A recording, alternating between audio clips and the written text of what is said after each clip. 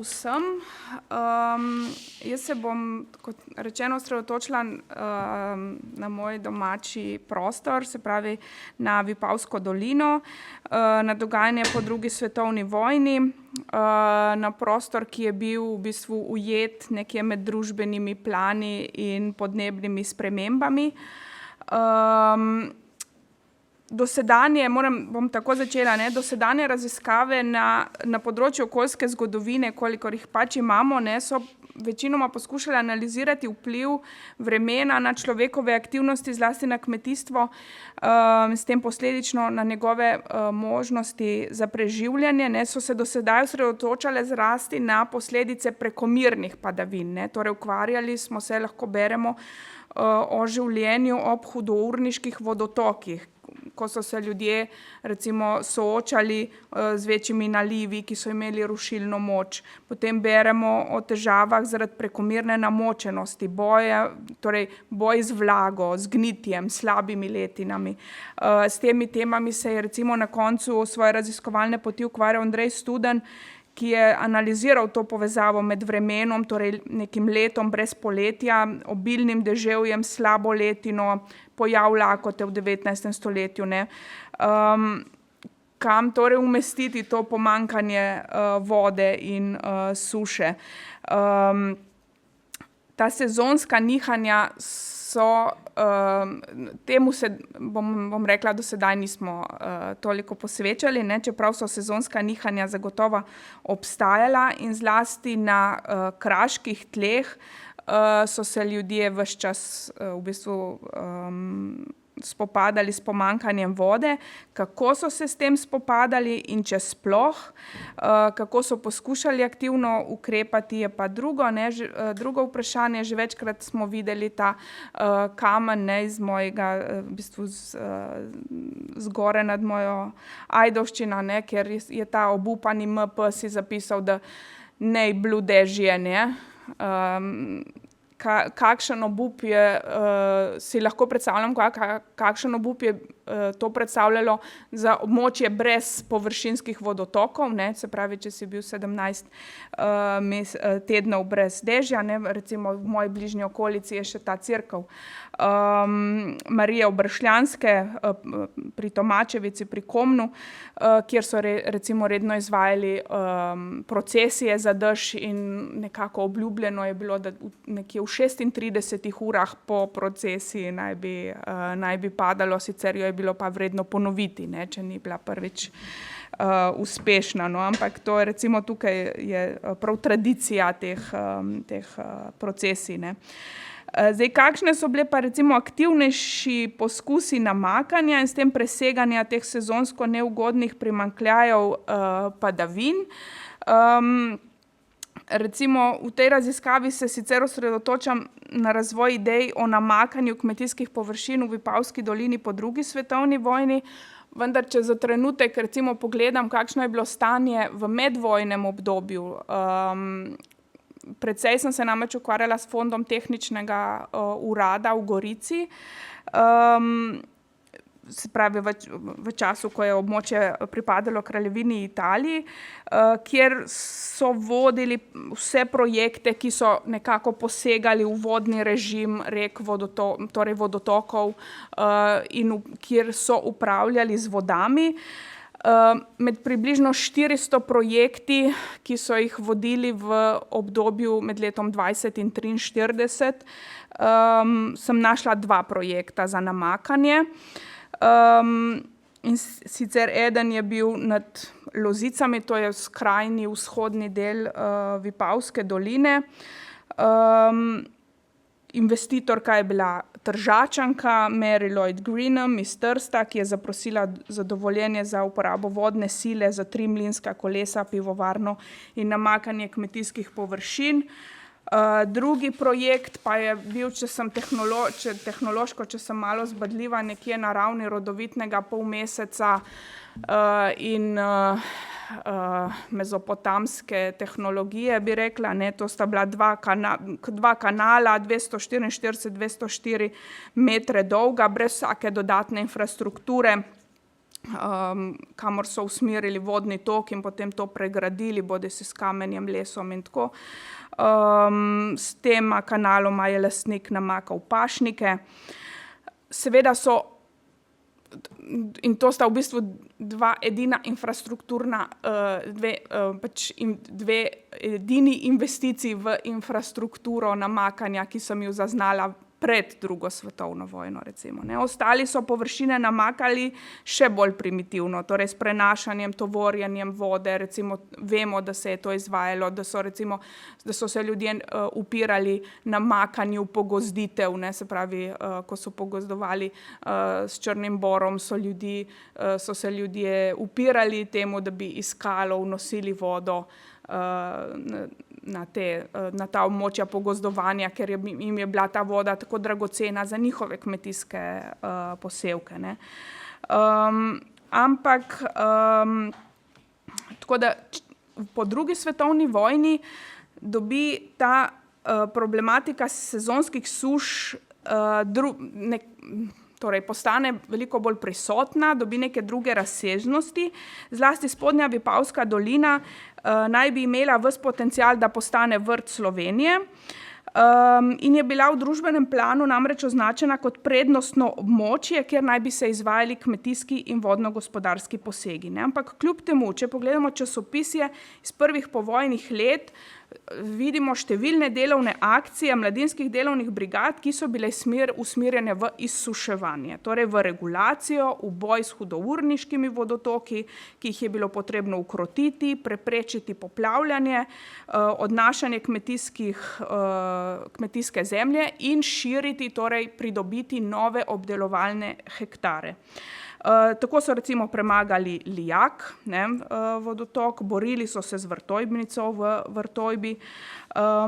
Ob ponosu na te novo pridobljene izborjene hektare pa je kmalu sledilo spoznanje, da zadanih ciljev o intenzivni proizvodnji hrane ne bo mogoče doseči brez neke istočasne komasacije, torej združevanja obdelovalnih površin, ki naj bi bila predpogoj za strojno obdelavo, ter urejanje vodnega režima. Torej, začeli so poudarjati časovno neugodno razporejenost padavin. Torej, govorijo o poletnih sezonskih sušah, ki naj bi Vipavsko dolino prizadele vsako drugo poletje. Problematizirajo močno vetrovnost, ki je še seveda spodbujala izhlapevanje talne vlage, in vse to naj bi bistveno vplivalo na količino pridelkov. Ampak ob vsem tem ostaja vtis, da v tem prvih desetletjih po drugi svetovni vojni ni prišlo toliko oziroma zgolj do sprememb v naravnem okolju, na katere bi se ljudje potem odzivali z gradnjo namakalnih sistemov, temveč da so se drastično spremenile predvsem potrebe ljudi. Želje, aspiracije, torej načrtovani donosi in vsemu temu brez večjih posegov v infrastrukturo pač ni bilo mogoče slediti. Problematika se je še dodatno poglabljala z uvajanjem novih pogojno prilagojenih kultur, ne, na domače razmere, zlasti širjenjem intenzivnih nasadov koščičastega sadja, ki je dozorevalo ravno v času največjega poletnega primanjkljaja padavin. Prej prisotne kulture, ko so bile recimo češnje, marelice, trta, fige, ne, so dozorevale bodisi prej, ne, vsaj tako tako lahko preberem, ne, bodisi prej ali po tem izrazitem obdobju pač poletne vročine in primanjkljaja vode. Ti intenzivni nasadi breskev, ki so nastali, zlasti breskev, ampak recimo tudi hruške in drugega sadja, ki so nastali predvsem kot odziv na naraščajoče potrebe živilske industrije, v mislih imam predvsem Fructal iz Ajdovščine, pa so ustvarili izjemne potrebe po vodi. Prav tako se recimo koruza, pšenica, ne, za ajdovski mlinotest. Tako da breskve vsekakor niso bile edina kultura, ki so spodbudile to potrebo po uvajanju namakanja, ampak so recimo simbol, ne, tega. Tako da od prvih idejnih projektov, ki se začnejo že na začetku 60. let, do izvedbe je sicer minilo več kot 2 desetletji, pa vendar so ti dokumenti zanimivi, ker so recimo zajemali neko podrobne analize meteoroloških, pedoloških razmer, potrebnih tehničnih posegov v vodotoke, ves čas razmišljajo o ekonomski upravičenosti teh investicij, do recimo do prvih idej o izgradnji umetnega akumulacijskega jezera Vogršček, ki pa kljub obljubam, kot vemo, ni prinesel obljubljenega učinka. Prvi idejni osnutek in tehnološka dokumentacija je bila pripravljena že leta 1964. Osredotočali so se pa sicer na območje od Prvačine, če bom pokazala zemljevid, do italijanske meje. In v tem prvem obdobju so načrtovali namakanje 1500 hektarov površin. Ta idejni osnutek, ta dokumentacija je zanimiva, ker recimo vsebuje zanimive premisleke o letni količini padavin, o potrebah po pitni vodi, kar je izjemno naraščalo, o razporeditvi padavin. In ves čas, recimo iz časopisja, je zaznati to prepričanje, v Ljubljani nas ne razumejo, vidijo samo končni seštevek 1400 mililitrov padavin, to pa ni suša, tukaj to je pa ne kaže na nikakršno pomanjkanje vode, ne razumejo naših sezonskih potreb, teh sezonskih primanjkljajev, zaradi česar je pridelava brez namakanja pičla in negotova. Po teh izračunih iz 60. let lahko preberemo, da je nekje 52% teh padavin padlo v rastni dobi, torej med 1. aprilom in koncem septembra, večina pa je padla v novembru. To območje je bilo že v 60. letih v bistvu brez snega, recimo v Šempetru so takrat v povprečju zaznali 4 dni s sneženjem, ampak brez neke akumulacije snežne odeje.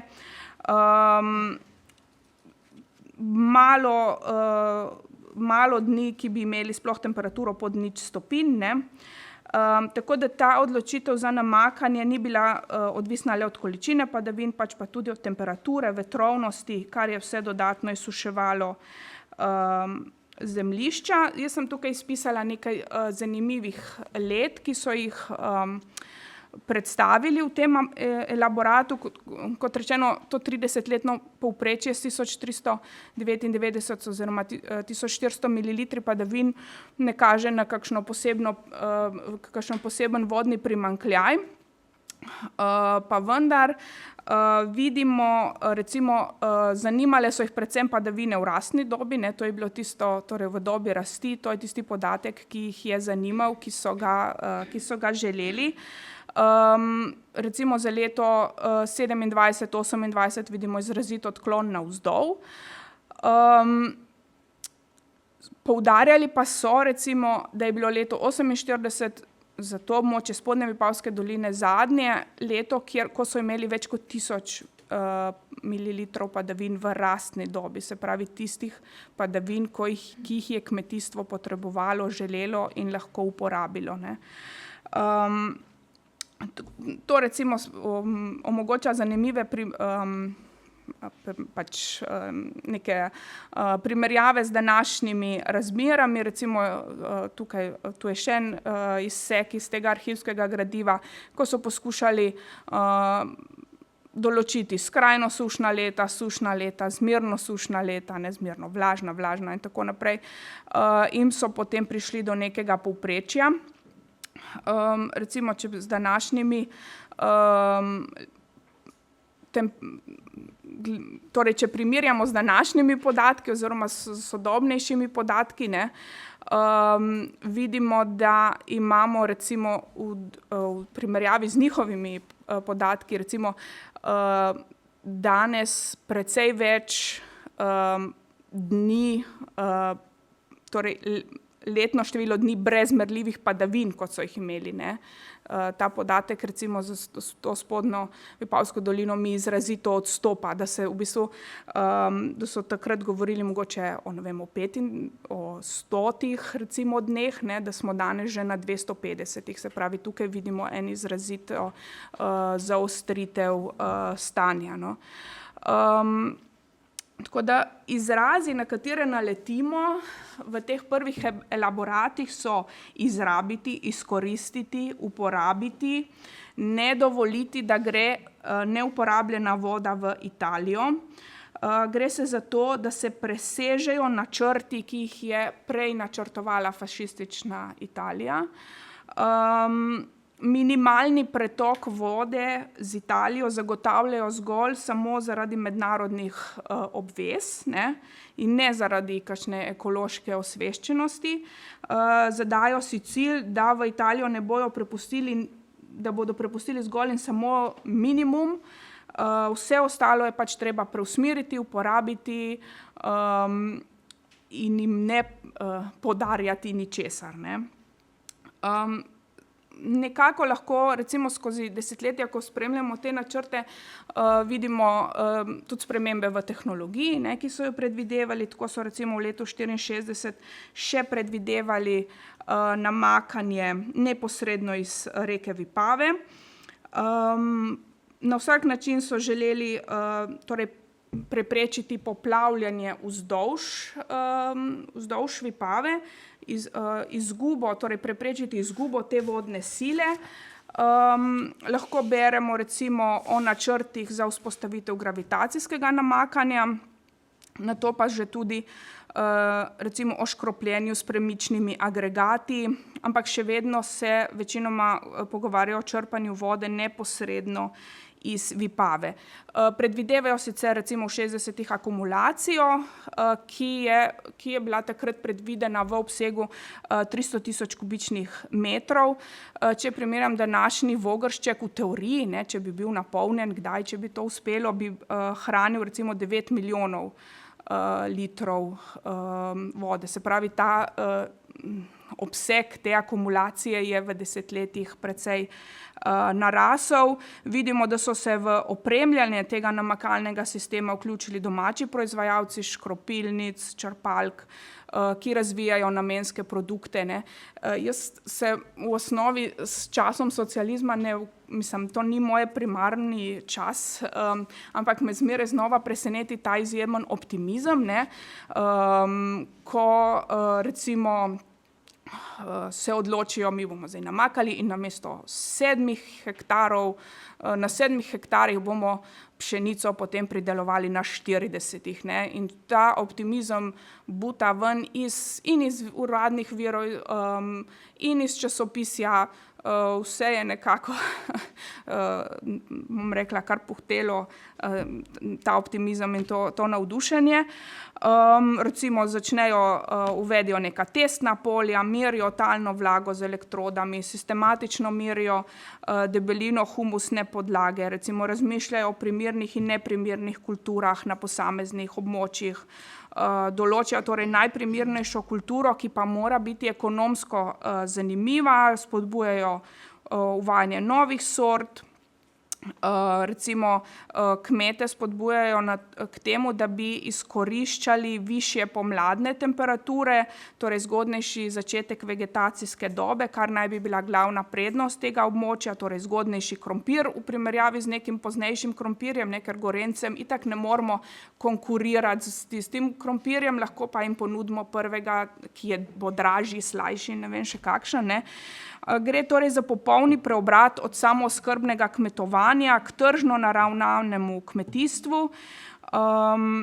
To namakanje naj bi bistveno prispevalo k povečanju obdelovalnih površin, vidimo pa tudi pot v specializacijo kmetij, torej ena glavna kultura na kmetiji, ki je vse podrejeno, to je pač neka specializacija, torej od kmetij, kjer se prideluje vse v eno kulturo. Katastrski dohodek recimo predvidevajo, da bojo 430 in še nekaj tisoč dinarjev na hektar dvignili na 615 in tako naprej, ne. Ta načrt je bil po 4 letih že, recimo tukaj imamo nekaj takih, se pravi najprej orna površina je bila obstoječe stanje 265 hektarov, ne, po namakanju, ne, naj bi bila kar 740 hektarov, torej vidimo, da se pričakuje en bistven prelom, ne, tudi v načinu obdelave. Kot sem že rekla, v letu 1968 je zaznati že popravljen ta idejni osnutek, ki predvideva namakanje samo še 1300 hektarjev površin, ker je bil ta razlika naj bi bila v teh letih že pozidana oziroma namenjena pozidavi, neki izgradnji dodatne infrastrukture. Tukaj vidimo en strah pri teh kmetijskih strokovnjakih, če bomo še naprej zavlačevali z namakanjem, nam bojo površine še bolj drsele v druge panoge, recimo, ne. Na novo opredelijo katastrske dohodke, predvsem pa recimo glede na prejšnji osnutek vidim, da predvidijo pridelavo kultur, ki so zanimive za izvoz v Italijo. Torej ne osredotočajo se več niti na domače tržišče, ampak vse sile v bistvu usmerjajo v vzpostavitev intenzivnih nasadov. Recimo v zgolj teh 4-5 letih je prišlo do novih 140 hektarov breskov zgolj na območju bilenskih gričev. Sadovnjaki se intenzivno širijo na Miranskem polju, tako da, kot sem tukaj zapisala, je bilo recimo na vrhuncu nekje 750 hektarjev sadovnjakov, od tega 400 hektarov breskov. Pomembno je predvsem to, kakšne sorte so sadili, torej to ni namizno sadje, to ni sadje, ki bi bilo namenjeno uživanju pri končnem potrošniku, ampak so to izrazito industrijske sorte. Zaradi tega je bila potem tudi taka kriza, ko se je pač tržišče fruktalu tako zožilo, ne, da niso več mogli posrkati vseh teh količin, tega sadja pa istočasno tudi kmetje niso mogli plasirati na tržišče, ker pač ni temu namenjeno.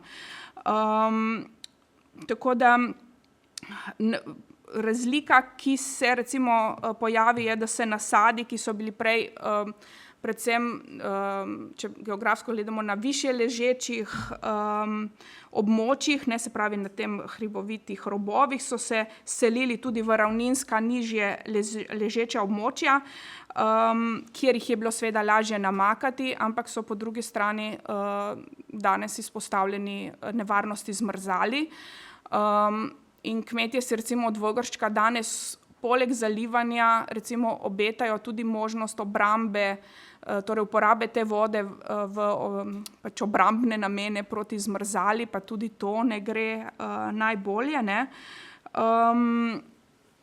Kar je recimo mogoče zaznati, je, da kmetje takrat mogoče niso znali najbolj ravnati s temi intenzivnimi nasadi, ne, ker pojavljale so seveda nove bolezni, novi škodljivci. Kmete je bilo potrebno izobraziti, kako ravnati s tako monokulturo.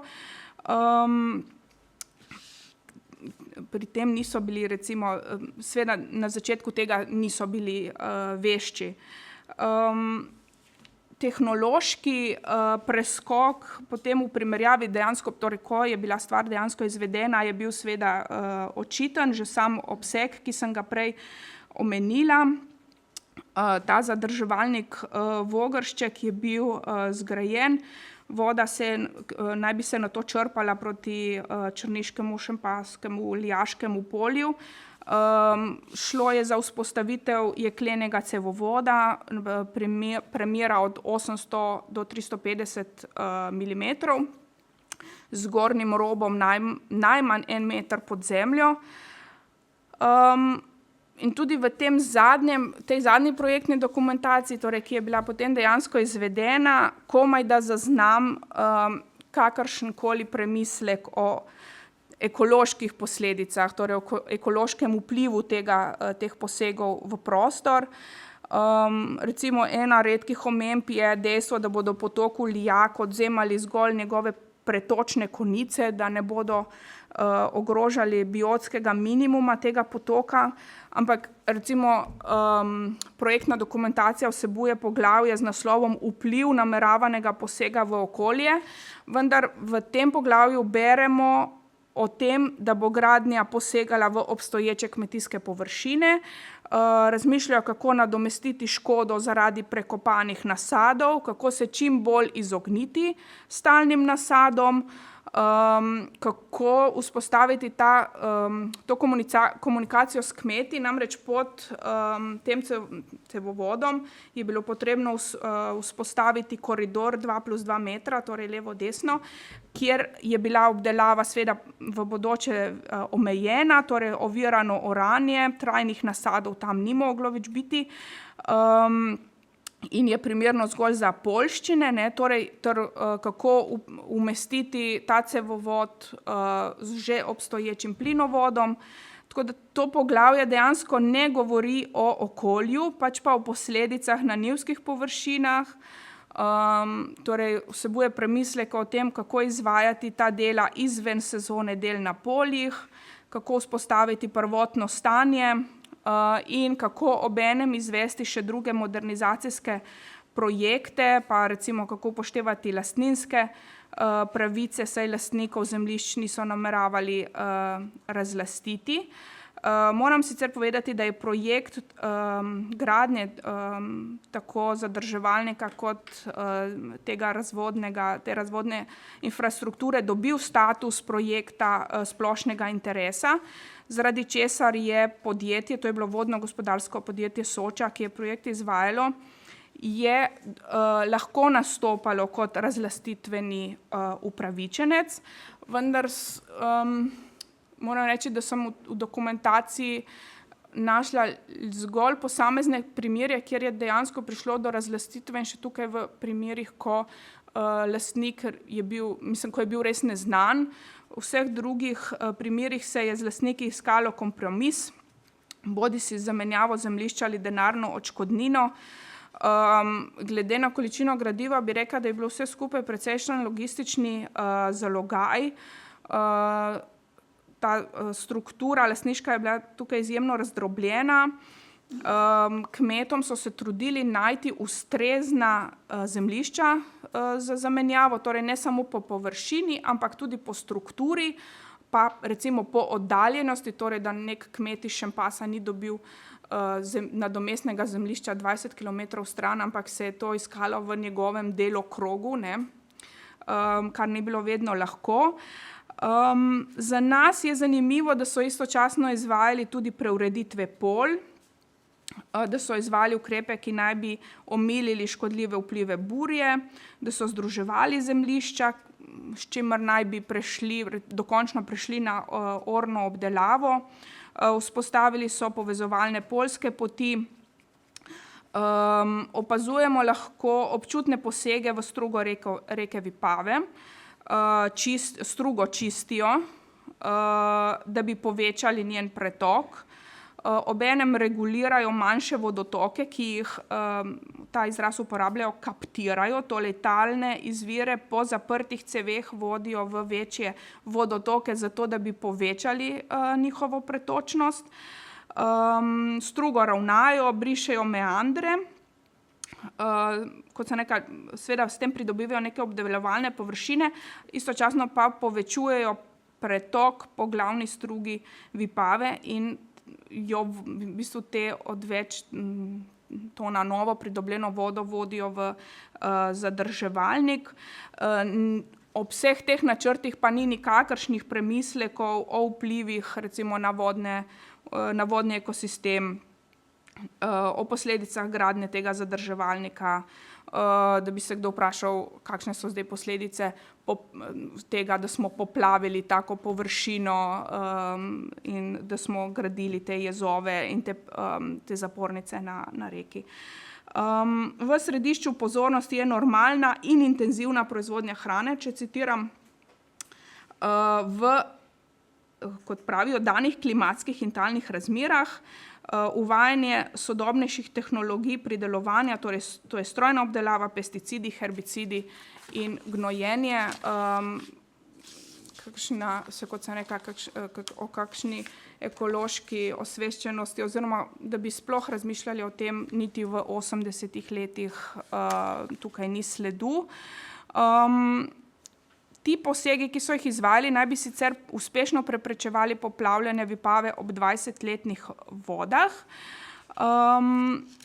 Ustvarili so načelo, da zemljišče ne sme biti niti za kratek čas neobdelano in nezasejano, in to so pač kmetijski strokovnjaki vztrajali in kmete na to misel tudi ves čas k temu tudi spodbujani. Kot se neka projekt je izbujal izjemen optimizem. Tako da, če recimo ta javni diskurs, kot sem rekla, pričakuje izjemen napredek, kmetje so, kot lahko preberemo, s temi nasadi breskov bili v tistem obdobju izjemno zadovoljni, imeli so dogovorjen odkup, vse, kar so pridelali, so prodali. Enemu kupcu ni se jim bilo potrebno ukvarjati niti s trženjem, niti s predelavo tega sadja, in so si od te dodatne vode obetali še več. Tako da narava, lahko rečem, oziroma naravno okolje je tukaj bilo dojeto izrazito utilitaristično. To okolje je bilo potrebno prilagoditi človeku in ne obratno, ga regulirati, nadzorovati, prilagoditi imperativu te intensifikacije kmetijstva, industrijskega razvoja, prilagoditi vse potrebam lokalne živilske industrije. Vogršček pa je, če pač zaključim zgodbo, se je pač pokazal kot precejšnje razočaranje, če danes samo se sprehodimo po časopisnih člankih, ves čas so težave z njim, ali ni pritiska, ali cevovod pušča, je vode premalo, kar naprej so potrebne neke sanacije. Po letu 90 se je vzpostavilo še zanimivo stanje, da je za samo zajezitev odgovorno ministrstvo za okolje in prostor, za ta namakalni razvod, pa sklad kmetijskih zemljišč in gozdov, torej v upravljanje, torej sedaj vstopajo občine. Kmetje so soočeni s tem, da bodo za to vodo plačevali, nad tem niso navdušeni, tako da to je zgodba še brez zaključka. Tako da jaz se vam zahvaljujem za pozornost in hvala. Hvala.